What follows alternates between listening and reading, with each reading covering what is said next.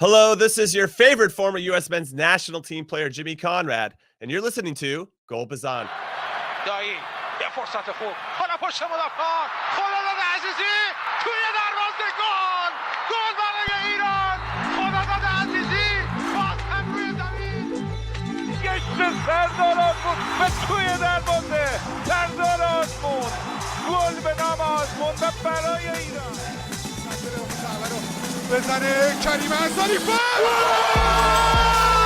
گل توی دروازه کریم حریفان دروازه پرتغال باز شد علی دایی سهم توپ توی دروازه گل اشتباه حرکت از قوچان نژاد فرصت برای قوچان نژاد توی دروازه گل برای ایران.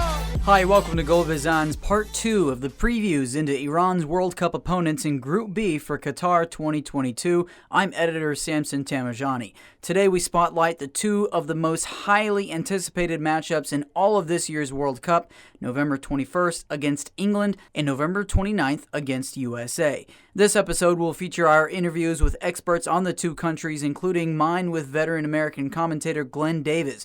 We'll then hear from ITV Sport broadcaster Sam Matterface with an English perspective, talking to our Sina Samian. Then we'll close out with Arya Alaverdi's conversation with former U.S. international and 2006 World Cup player Jimmy Conrad. We hope you enjoy and share this with friends, as well as follow or subscribe to us on YouTube, any social medias that we have, and wherever you get your podcasts. Beasley switching in! The U.S. go up! What a goal from Carlos Bocanegra! The U.S. captain. With me is former player, longtime soccer commentator, and journalist Glenn Davis. You may have heard him in past Olympics with NBC. He's also done World Cup matches as play-by-play for the likes of ESPN and Fox Sports. Currently does broadcasts for the Houston Dynamo of Major League Soccer. He's also host of Soccer Matters on the ESPN radio stations in Houston and Austin. And you can listen to him on most podcast platforms. Just search Soccer Matters. That's quite the resume in American soccer. Glenn, thanks for joining us on Goal Bezan. Samson, my pleasure to come on. Thank you for inviting me. All right, now, Glenn, you've covered the U.S. men's national team and much of CONCACAF as long as anyone, but 4 years ago was the first time in the age of cellular phones that the men's team failed to qualify. So now they're kind of reintroducing themselves on the world stage. What should Iran fans know is different about this era of U.S. players heading into Qatar? So something interesting for Iran fans, and I think what we have to do is, and you just mentioned a great point here, if you go back to the last World Cup and not making it, that accelerated the process of moving forward a lot of this young talent. We are in an unprecedented time here in U.S. soccer when it comes to not only the experience that a group of young players have, but the stature of the clubs they're playing for. I mean, you're talking about Juventus, Chelsea, Dortmund. We can go on and on. We have American players now playing at the highest levels in Champions League, in the Premier League, in the Serie A, in La Liga, and that's never, ever happened before. Never. So from that standpoint, the silver lining in not qualifying was the fact that basically these kids had to be accelerated. And they've gathered experience at 19, 20, and 21 that no other American players have ever had. So that's the first thing you have to think about. The second thing you think about is these, and I call them kids, but some of them are mature beyond their years, like Tyler Adams.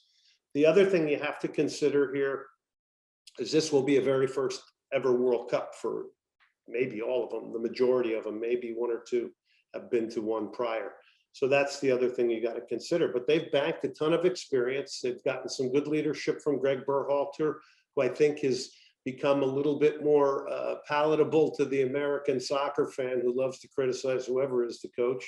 So, a great blend and mix of differing personalities and youth is what's going to make this U.S. team dangerous.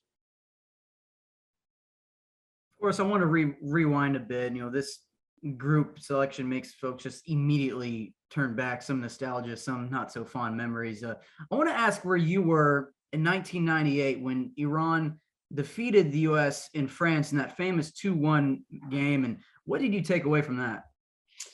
Well, a couple of things. first of all, you know, I played in the 80s professionally in the US, and it was a far different thing than what it is now with Major League Soccer and the infrastructure. And just for your listeners, I played against one of the great players for Iran, Irash Danafard, if I'm saying that correctly. I'm not sure I am, but he was tricky midfielder, very, very good player. But I had begun to get into broadcasting in you know, the mid 90s. So in 98, I was out in California. I was at the Fox studios, and I was coming on doing a thing called the Fox Scope, which we take some highlights from games and kind of break them down, slow the game down and things. But I was out there during the US loss to Iran, that historic 2-1 loss. And I remember I'm trying to drive back from the studio, and I pick a street in LA, and it's obviously a big Persian area. So, and everybody's just coming out into the streets celebrating. And I'm going, wow, this is incredible. And I kind of had to divert my way around it all. But I mean, the celebrations were unbelievable. I never will forget that, because it's like all of a sudden I take this left and it's like, it's a sea of people. Where am I going? You know? Yeah, we remember that. I mean, obviously these things have political connection, and you know, at the end of the day, it's football. And that time Iran won. The US has never beaten Iran. I think they've only played 2 times. And that other time was a friendly in Los Angeles, a 1-1 draw at that. It's obviously a different generation. Much of the players not even alive at that time. But so back to this US squad, plenty of storylines facing either Scotland or Wales or Ukraine, and then England on Black Friday, all before the Iran match. So what does manager Greg Berhalter still need to figure out between now and late November? Yeah, I think the biggest thing for the US is really the lack of an out-and-out number 1 striker. The position's been filled by a lot of younger guys, Jesus Ferreira, Pepe, who's playing now at Augsburg in the Bundesliga. There's another example of a young guy. So that's a position that seems a bit of a concern for the US. What he has to figure out, well, I mean, he's obviously going to be looking over opponents very, very closely, and habits and things like that. But I think it's about keeping these kids grounded. The other thing is we can't forget that, you know, in the approach to this World Cup, which is uniquely in the wintertime and starts in November, you know, injuries, there's all kinds of things that can change what's going on, the form of players, a lot of that. And that applies to Iran and everybody else who's bringing a team to a World Cup. But I think they're in a very, very good place. It's not easy pulling these teams together and getting cohesiveness. You know, when you got guys playing at clubs in different leagues in different parts of the world, I think he's done a very good job of that. I think the US are a very unified group of young guys. And of course, Iran and US will play each other in that final Group B match, November 29th. Obviously, as you said, a lot of variables that can happen and in the first 2 matches. But overall, do you see this young US squad surprising the doubters heading into that final match? Yeah, I could think them and see them as a surprise package. I don't think there's any question. And I think the thing that's dangerous about these guys in a positive way is that they really seem together to me. They are, as much as they're competing for places to go to a World Cup, which, you know, Samson changes people's lives, right? They all seem to be very, very supportive of each other. The culture seems very, very strong. They had their ups and downs in World Cup qualifying, but to be honest, pretty much everybody did in CONCACAF because of the circumstances. And, you know, the US and Iran will get some criticism because they're both in quote unquote, you know, lesser areas of the world when it comes to qualification for the World Cup. Everybody goes right to Europe and South America. I don't think there's any question, which leads to a very validating point, is that nobody's ever won the World Cup except the European team or a South American team. But I think for the US, there's a tremendous amount of excitement. We know there's another World Cup that these guys are going to be in 2026. They're 19, 20, 21. If you project out in a positive manner, you can say, wow, the experience they're getting at these major clubs around the world, Europe, the growth of MLS, you combine that with now getting this experience out of World Cup. Where are these guys going to be at 24 and 25? Certainly the sky's the limit. Are we going to see you commentating in Qatar, Glenn? You will not see me commentating in Qatar as of this moment, but I'll be doing a lot of stuff around the World Cup. I've had the good fortune of calling 7 or 8 of them, both men's and women's. You know, it's an incredible privilege to be able to call these games and, you know, just be a part of it, you know. So I won't be, but I will be doing a lot around it, no question about it.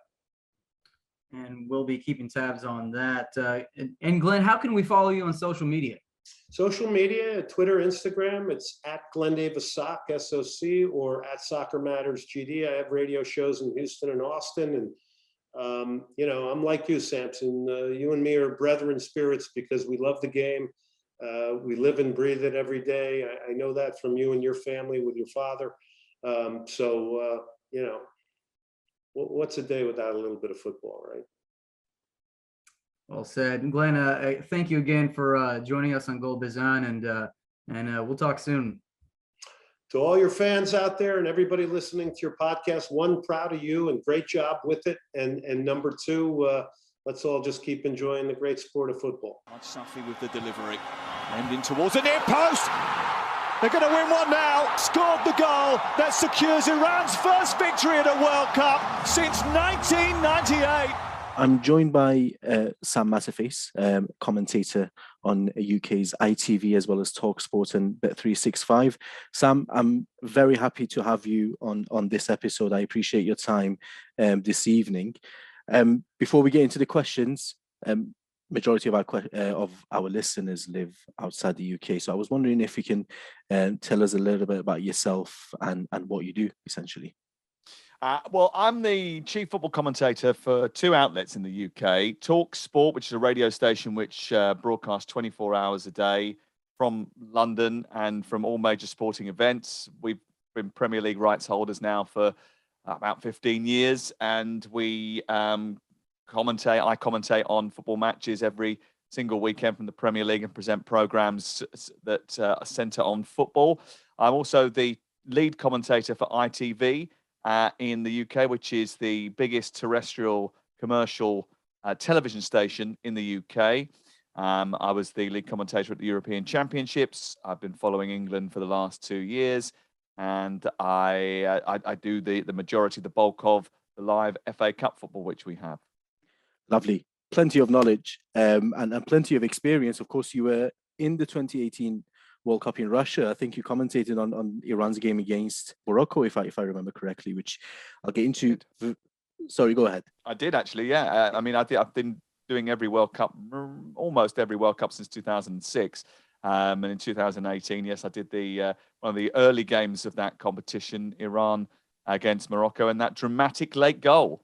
Absolutely, and I'll be honest, I'm excited to talk to you about that very shortly, and what your experience was like in the stadium. But I want to get to the important matter at hand, which was the World Cup draw that took place on Friday, and the group that was Group B, which includes England, Iran, USA, and one of Wales, Scotland, and Ukraine. So, what was England's reaction? I mean, from a fan perspective, in terms of going into the tournament, and what do you think the team will be thinking in terms of this draw? What are their ambitions, and how does this kind of come into that? Well, England want to win the World Cup. There's no sort of getting away from that now. They've been runners-up at the European Championships, losing only on penalties. They were semi-finalists at the World Cup in 2018, and under Gareth Southgate, they have grown into a team, one of the better teams in Europe, and they've got their sights setting on winning a major trophy. They've got some excellent players. They've got some weaknesses in the team, but when they come together as England, they seem to have an ability to navigate tough situations. They're unbeaten in 90 minutes going back to November 2020 when they lost to a Belgium team. Actually, it was a really good game back then, 22 games ago now, when they last lost. And they've played some good teams between November 2020 and now. So they've done very well in terms of their current form. They've got some well-established, I suppose, well-established Premier League stars, I think it's probably worth saying, and a lot of young talent that is coming through. So they've got Raheem Sterling and Harry Kane and Jack Grealish and Mason Mount and Phil Foden. And they've got Bukayo Saka and Trent Alexander-Arnold and Tyreek Mitchell, who's coming through, and Harry Maguire's and the other central defenders like John Stones haven't always been first choice with their clubs or haven't been pulling up trees with their clubs, but there's certainly a lot of talent in that team. And the reason that they are so excited about going to the World Cup is because it's the first time it's happening in the winter. Usually the English players are quite tired by the time we get to June and July. So the idea of having a World Cup in the middle of what would be considered our season might lend a little bit more advantage to them. You never know. But yeah, the reaction was, whoever they get in that group stage, unless they were pulled out with an incredibly difficult set of teams like Germany or who were in pot 2, then I don't think they were really too concerned about it. They're in a vein of form now, and they have been under Gareth Southgate for a long time, where they feel they can probably beat anybody. And the idea that they can take on Iran, the United States, America, and whoever comes through that playoff path, Scotland, Wales, or possibly Ukraine, that they will fancy their chances against too. Would possibly facing Wales or Scotland make it a little bit trickier from England's perspective? Yeah, it would, because of the emotional and passionate sort of surrounds the following of those two teams, and the idea of the pressure. I don't know if you saw the European Championships, but when they played Scotland in the European Championships, Scotland rose their game 20-30%, and England struggled to deal with the intensity of which Scotland played at. But again, England knew they didn't have to win that game. They'd beaten Croatia in the opening match, who were their biggest threat to qualification. 3 teams were likely to qualify from that group, so they weren't overextending themselves against the Scots either. It was a rank night. It was horrible. The rain was coming down. It was cloudy. It was murky. It felt like the middle of winter. It was actually the middle of June. So, yeah, it was a strange situation. However, they would say that they negotiated. They, 0-0, last 10 minutes, they would have gone for it if they needed to win. They didn't do that. So they managed their way through that match. And, the Welsh, they played the Welsh recently in a friendly and absolutely tore them apart, although it wouldn't been anything like the first Welsh team that turned up at Wembley that night. But look, I got to be completely honest. I think whoever comes through that path, it will be difficult, because I think if Ukraine get through, I think the emotion and the sort of the baggage that comes with Ukraine playing on the world stage, I think will also generate a lot of headlines and pressure. So I don't think anyone who comes through that path is going to be a particularly easy opponent for England. But if England have designs on winning the whole thing, which they do, and they've expressed that, then they've got to get through this group. There's no sort of getting away from it. So it's not an arrogance, I don't think, from England that they have, or even the followers of England that perceive this is a group that they would take. I think it is a lighter group than some of the others that are on offer. But I also believe that's partly because of the fact that they've identified this tournament as one that they are one of the teams that can win it. I'm not saying they are going to win it, because winning a World Cup is very easy to turn around and tell you who isn't going to win a World Cup. Very easy to tell you who isn't going to win a European Championships. But, Italy were 14-1 in the betting markets for the European Championships in 2020-21. And outsiders do sometimes have a chance. I think it's a long, difficult journey. It's a month of arduous football. So, only one team walks away with the trophy, and there are several good teams in it. But England think that they are one of the top 4 or 5, I think. I think, and I agree with you in regards to potentially playing any one of either Scotland, Wales, or Ukraine, and everything that comes with that. From England's perspective, that would be the 3rd game, which potentially could mean that you would have already qualified for the next round if you win the first 2 games.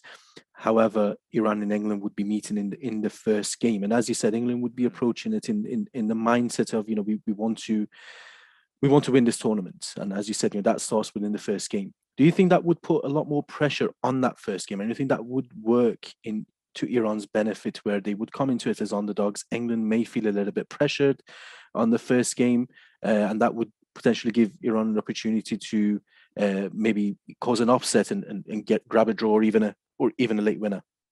Look, I honestly believe that England should be able to deal with any of the pressures that come their way now, bearing in mind that this group of players have played in a European Championship final on home turf. So the fact that they've been through that experience should allow them to relax into any tournament situation. That said, what I do think is really tricky about that game against Iran is the timing of it. I think it's an odd thing to do to place that before the opening game of the tournament, essentially. I mean, the opening ceremony will happen after this match at present. Things can change very quickly, as we know. But it also happens on the first day of the tournament, so the first allocated day of the tournament. Now, that means that there'll be England players, and a lot of them, that would play the weekend prior for their clubs in the Premier League. So the Saturday and Sunday of, I think it's what would it be? Probably the 13th, 14th of June, or 12th or 13th of, sorry. It will be the 12th or 13th of November. And then on the Monday, they'll get on a plane, go to Qatar, acclimatise, and then Monday, they'll be in the World Cup. There'll be no warm-up games. There'll be no severe preparation. I think if they were playing their first game on the 24th of November, 3 days into the tournament, might have given them an extra time to sort of acclimatise, get ready, and have a little bit of a rest going into it. But all of these players are going to come straight from club football and straight into the thick of the action. And I do think that might just unsettle one or two. It might cause problems for varying different teams over the course of the first few days of the tournament. And we always see, when we go to World Cups, that first game, those first games, actually not always going according to plan. Now, England will believe that they are not going to be victims of that, but then, so many times over the course of the last 45, 55 years, we've seen that they have become the fall guys. So I don't think anyone will be taking anything for granted. People will be reminded quite clearly, I think, of Iceland in 2016.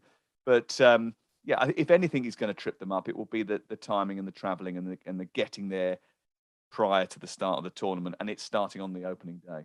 You might not remember this conversation, but we had a very brief chat before the Iran-Morocco game 4 years ago. And I remember one of the questions you asked me was, what do you think a win against Morocco would mean to the Iranian fans? And I remember telling you after the game, I'm sure you'd be able to see that in the stadium. So if you can, I want you to go back to that 4 years and tell us a little bit about what you took from that game. I assume you didn't know much about Iranians and Iranian football as a whole.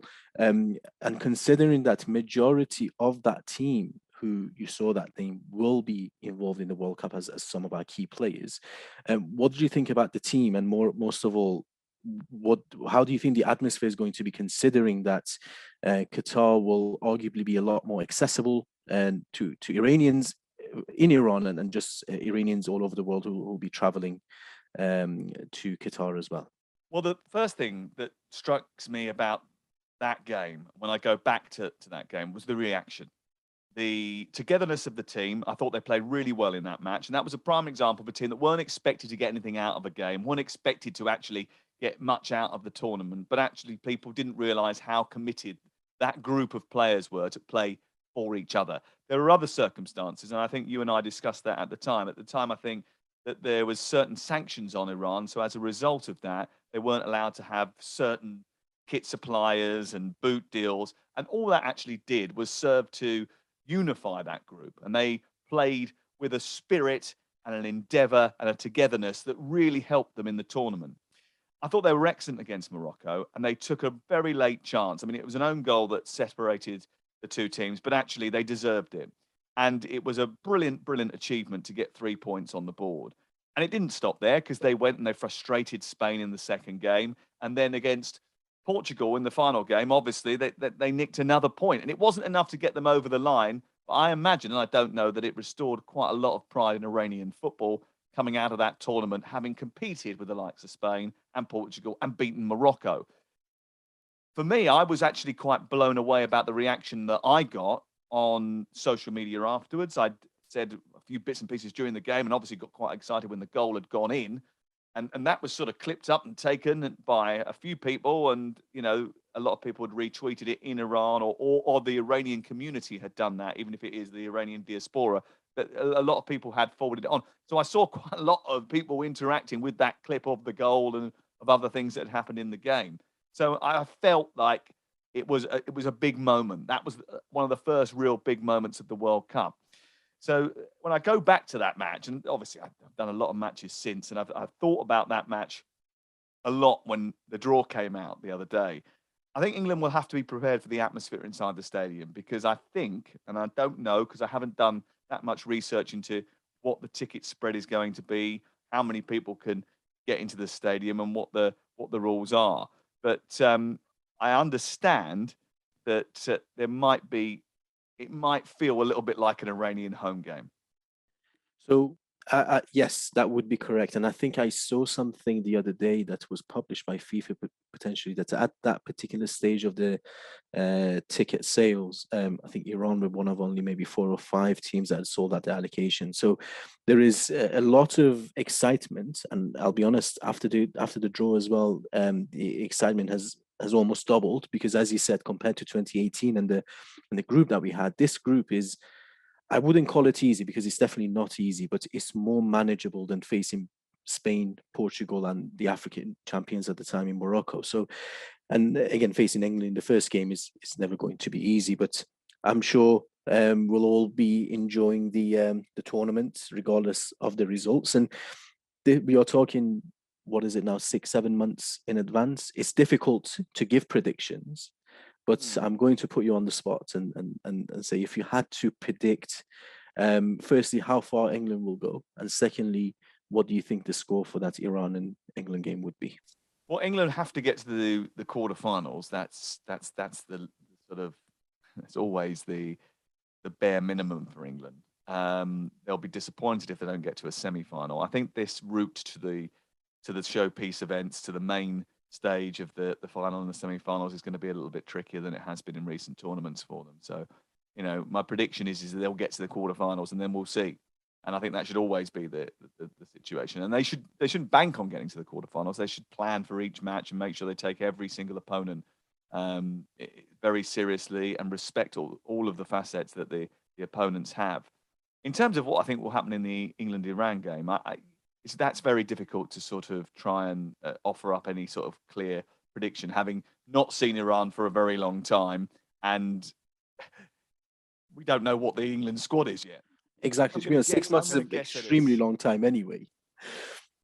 In football, 6 days is an extremely long time, and we can see how, and we will see actually, how a team develops over the course of a tournament, because this is quite a short tournament in terms of World Cups gone by.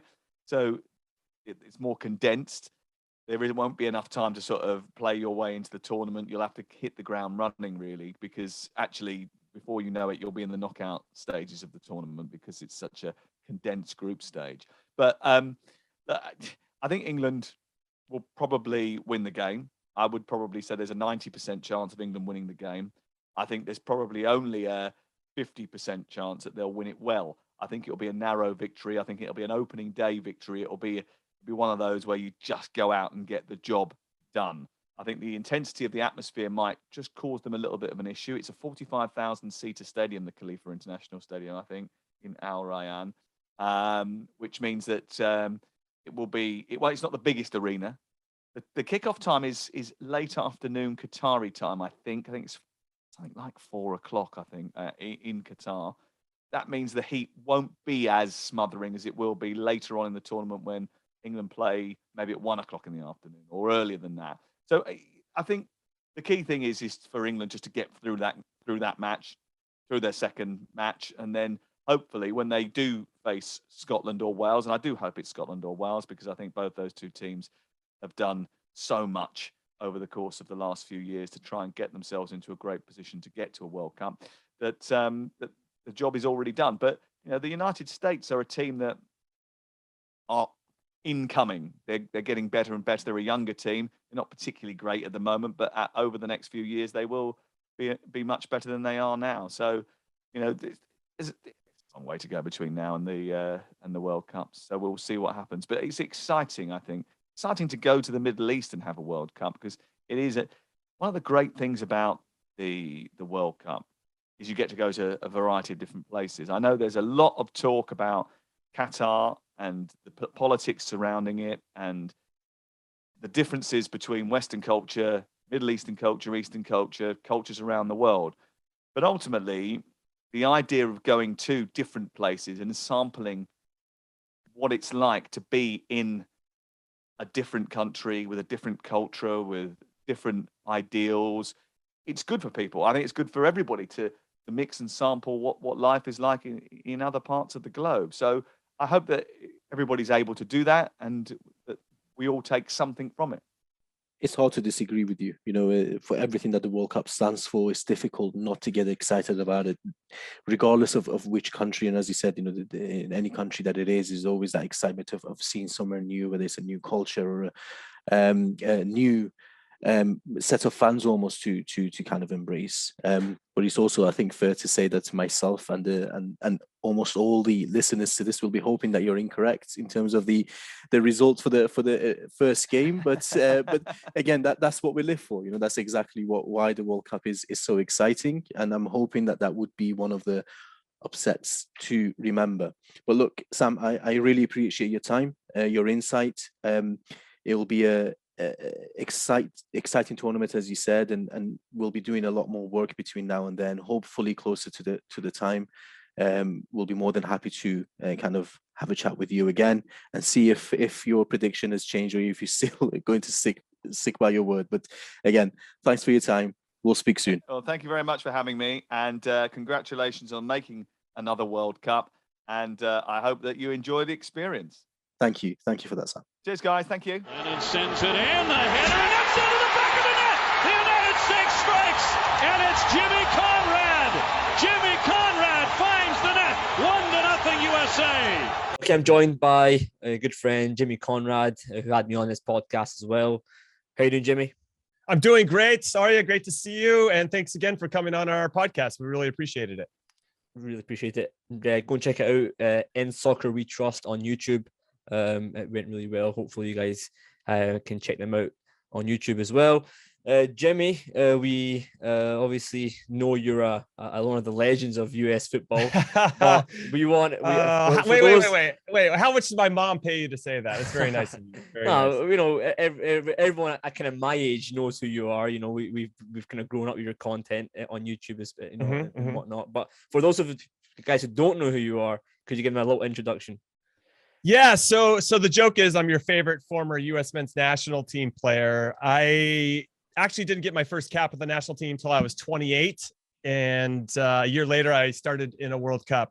So I played in the 2006 World Cup. We were in the group of death. We did not get out of the group of death. It was very difficult. I'm sure that some of your Iranian listeners understand what that means when you're in a tough group and you think, if a couple things go your way, you have a chance. Didn't go my way in that particular one. Played in the Copa America in 2007. So I've had the opportunity to play against some of the world's best players. We got to play Argentina. So that was great to play against Leo Messi, Zanetti, Riquelme, Tevez, all those guys. I got to play against Real Madrid and Chelsea and the German national team. And it's been very cool for me to play against some of the world's best players. And now, once I retired, I went into media and primarily new media, going into YouTube and Twitch and social media, in particular Instagram and Twitter, to really kind of have some fun. I you know, at the end of the day, Arya, it's just a bunch of grown men in small shorts kicking a ball in a certain direction. Like it's super serious, but it's also it's a kid's game, and we should have fun with it as well.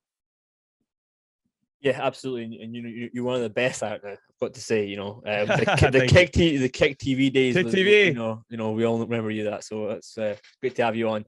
Okay, so we're here to speak about the US national team, of course, same group as Iran, same as '98 World Cup. You know, going into this group for the US national team, what are their objectives? How do they feel like they're going to do, and how do you think they're going to do? How much time do we have? These are a lot of loaded questions here. So I think the general answer would be that we have expectations to get out of the group, and that didn't matter who we drew.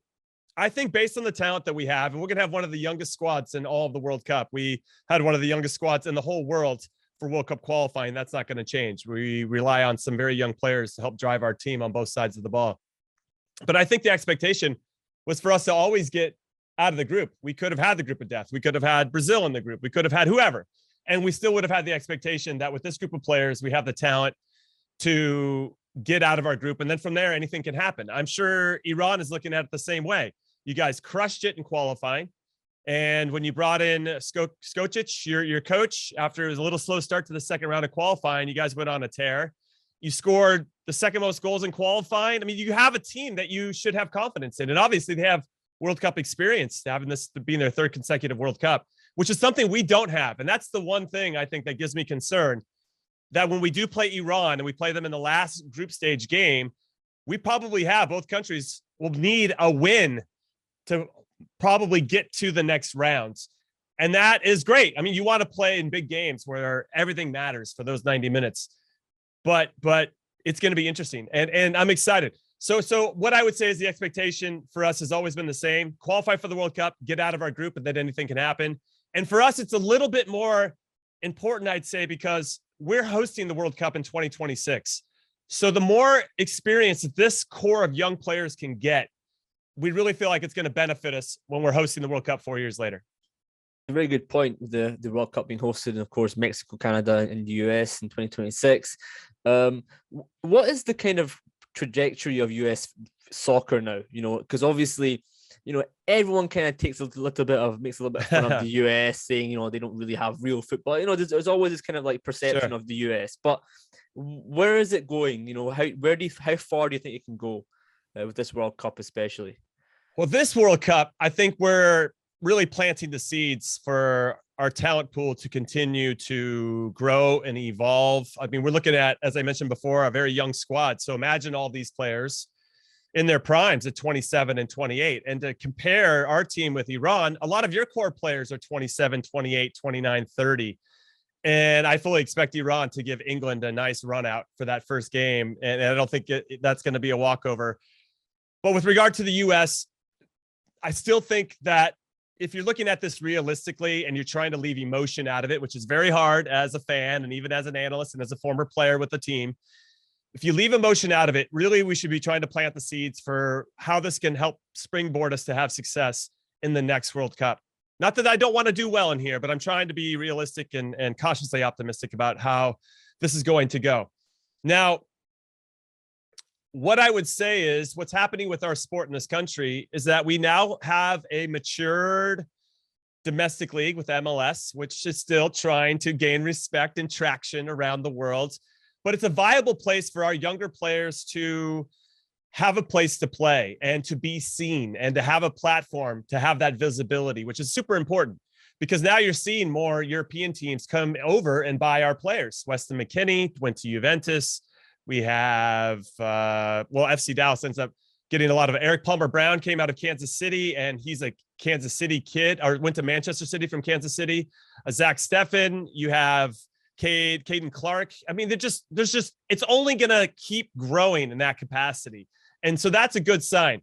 Where I think we have evolved into a very good spot in this country is that we have more than enough players that want to play. It is crazy how many players want to play and be professionals. What needs to help really start to match that, we need our coaching to get better. We need our scouting to get better. And we need to be able to, once we identify a young player, let's say at 12 or 13, what do we do with that player? Where does he go? I mean, I guess you could send him to Europe. You could maybe send him down to some good academies in South America or Mexico or wherever. But what are we doing here to help nurture that talent? And that falls back into our coaching and our scouting and making sure that these players get seen. The problem with American sports and the mentality here is that we want to win at all costs. So even at 10 years old, the parents, the coaches are crazy, man. They just want to win these little trophies. And what I think has to change, and when you compare it to the beautiful game here versus where it happens everywhere else, is I feel like there's an understanding of we don't need to win at all costs at a young age. We're just there to develop these players to help them become better players. They can go on and win trophies once they demonstrate that they're capable of playing at that level. And that's starting to shift, but it's not shifting fast enough. However, we're starting to see some of the fruits of that labor. Some of the kids that did come through did have some good coaches at a young age, and now they're either moving over to Europe or starring in MLS. And this is all positive. There's no negative about it. I just wish it would happen faster. And I think all the fans feel the same way. Can't we be really good and be a world power now? But it doesn't work that way. You gotta earn it every step of the way. Yeah, for sure. Obviously, you brought up some names there, some good players for the US national team. Who are the biggest threats, do you think, for the Iran national team in this World Cup? For the US for Iran to worry about, or the Iranian players? Exactly. Okay, so for Iran to worry about, obviously Christian Pulisic is going to stand out. He wears a number 10 shirt for Chelsea. He's won a Champions League. He gets hurt a little bit. That's a concern. Gio Reyna, one of our other star young players, 18-year-old playing for Borussia Dortmund. I played with his dad. His dad played in 4 World Cups for us. Super talented. He just came off the field again with another injury this past weekend. He was crying when he came off because I think he hurt the same injury he had before. Weston McKennie's got a broken foot right now for Juventus. Serginho Dest has been hurt. He plays for Barcelona. I mean, we have some players that are at some of the biggest clubs in the world. My big concern for them is staying healthy. Now, when you think about the right side of our field, you got Serginho Dest, who's very good getting up and down the line. Anthony Robinson plays for Fulham. They're in line to get promoted to the Premier League this upcoming season, so he should be getting Premier League minutes ahead of the next World Cup or this winter. We have 2 outside backs that can get up and down.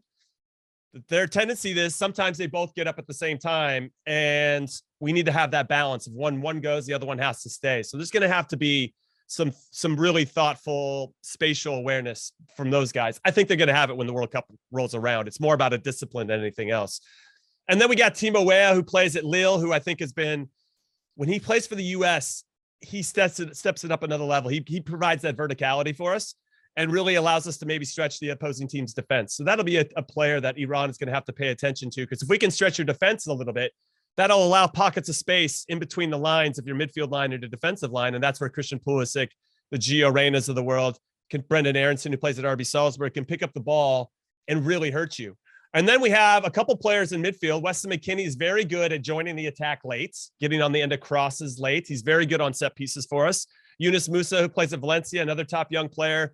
He loves to break the lines running with the ball. And if you have a midfield that isn't disciplined and maybe lacks a little bit of athleticism, we're going to hurt you. And because we're relentless. Because what's interesting is we do have young players, and I think the lack of experience could hurt us. But we also, on the flip side, when you don't have experience, you have a lot of enthusiasm and youthful exuberance. And I think we have that in spades. So it's going to be a long game. No matter who plays against us, we're going to make it a hard, tough game. And we have some players that can make some plays. So you just have to pay attention. If you're switched on and you're hard to break down, we do get frustrated. I think when you're young and things don't go your way right away, and you're 90 minutes into the game or 15 minutes into a 90-minute game, and the plan A isn't working, I think at times we get a little frustrated. We want to continue. We're stubborn. We're sticking with plan A, man. We're going to stick with plan A instead of going, actually, why don't we just take what the game's giving us, exploit the space that the other team's giving us, and just move into plan B. And then maybe eventually, if we start to really do well with plan B, plan A will open up again. But that takes time to build that kind of maturity within a group, which is what scares me about Iran, because I think that you already have that. Yeah, and I think that for the US, the biggest threats from the Iran side for sure is Taremi and Osman, 2 strikers.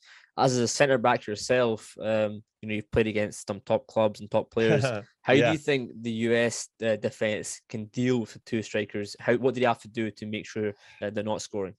That's a great question. I would say that the normal rule of thumb, if you're playing against the top player up top, and I've had the chance to play against R9 Ronaldo and Miroslav Klose, who's the leading goal scorer in World Cup history, and what a thrill to play against some of those guys.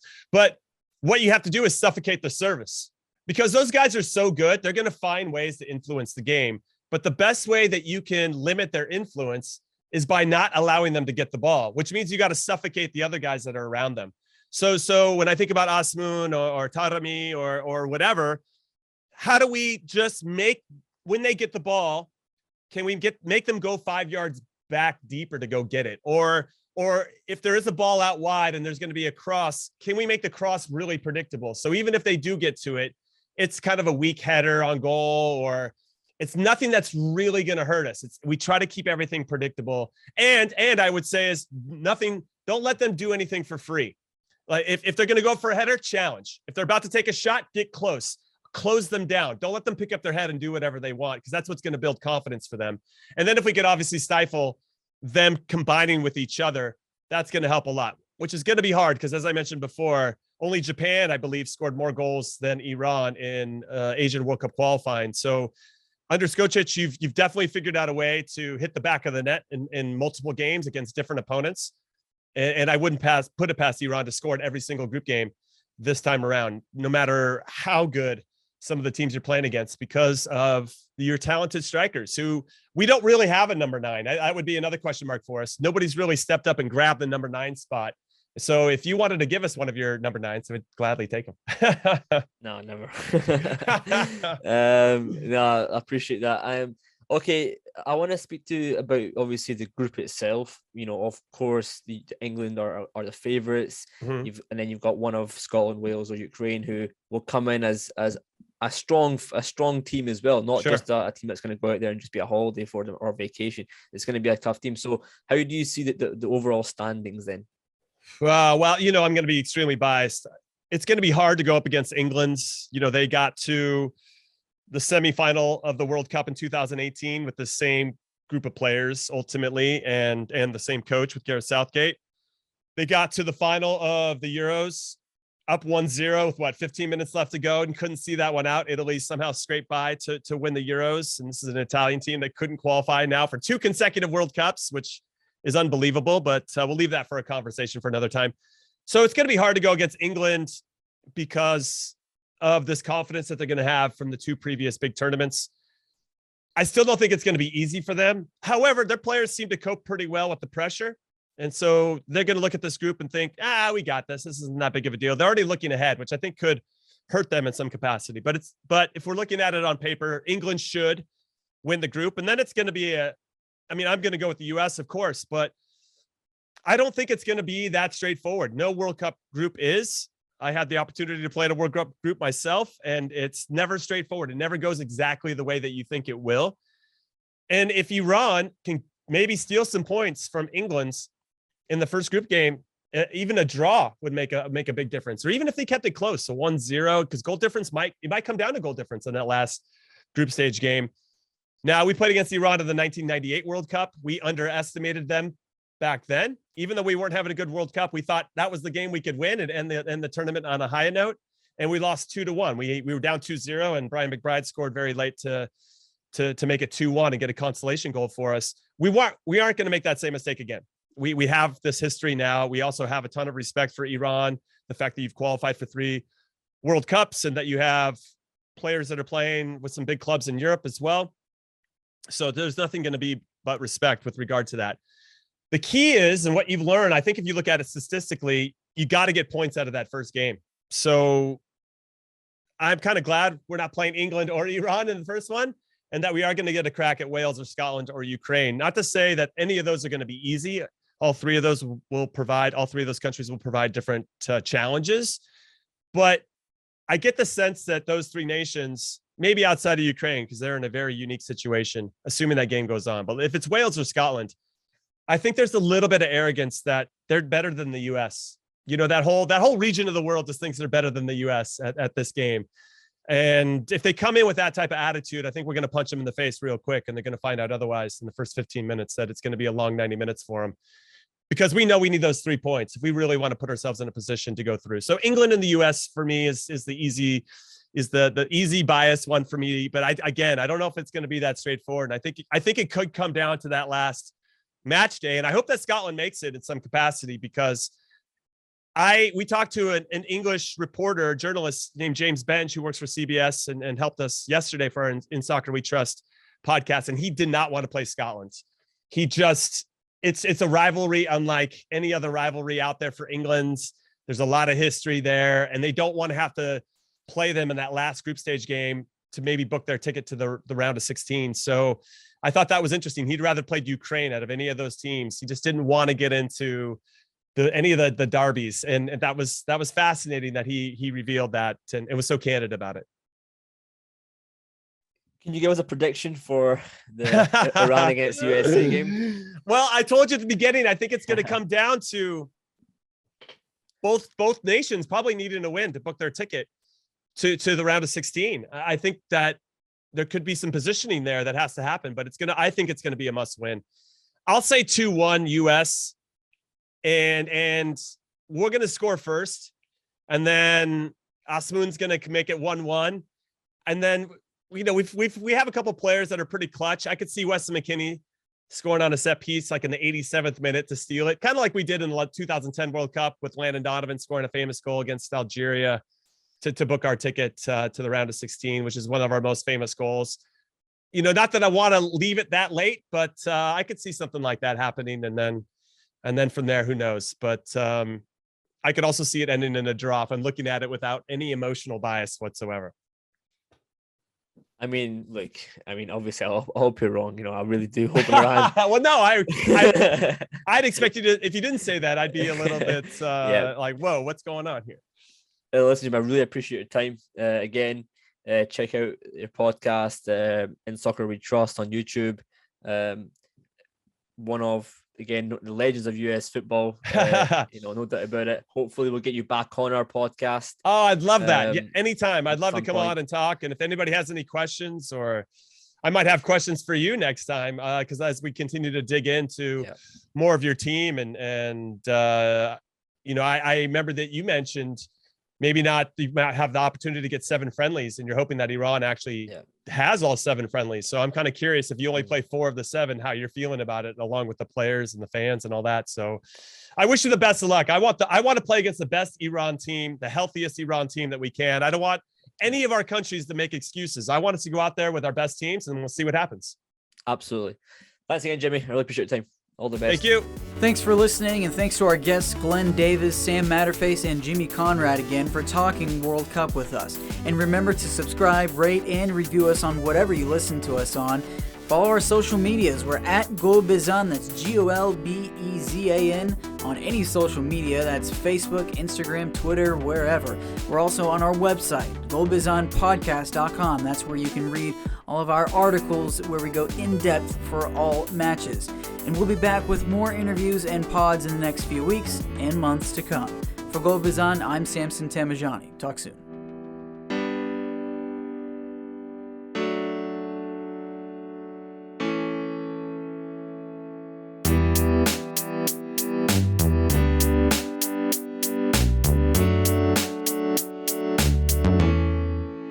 Hey, this is Arash Markazi from ESPN, and you're listening to Bezan, your one-stop shop for all your Iranian soccer news.